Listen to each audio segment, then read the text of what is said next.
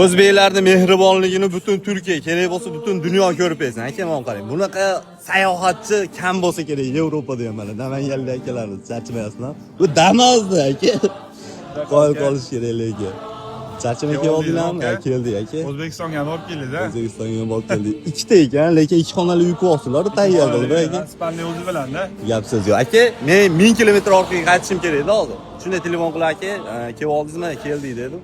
1000 kilometr qaytish kerak desam, gap so'z yo'q. Boramiz deb hozir endi aka 1000 kilometr Zaporojda oldiga Damazda ketadigan bo'lyapmiz. Xolos aka borib ish hal qilib kelamiz. Ko'ngilni xotirjam qiling Gap inshaalloh. yo'q aka. Bitkazamiz aka. Bunaqa mehribon xalq, bunaqa bir-biriga joni achishadigan xalq kam bo'lsa kerak, deyman.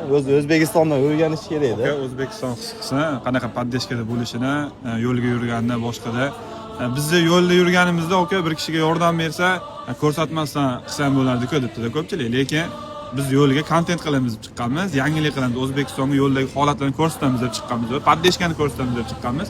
Shunaqa kuzatib tursanglar, Xudo xolasa hammasi zo'r bo'ladi.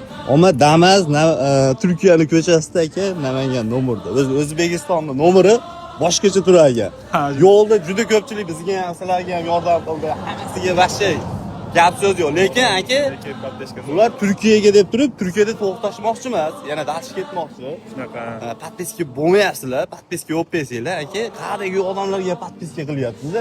Bu bizning kontentlarda oila bola chaqangiz oldida bemalol ko'rsangiz bo'laveradi. Podpiska olib qo'ying, aka. Joningiz sog' bo'lsin. Xudo xolasa Zaporojda oldiga mana shu Damazda ketadigan bo'ldik.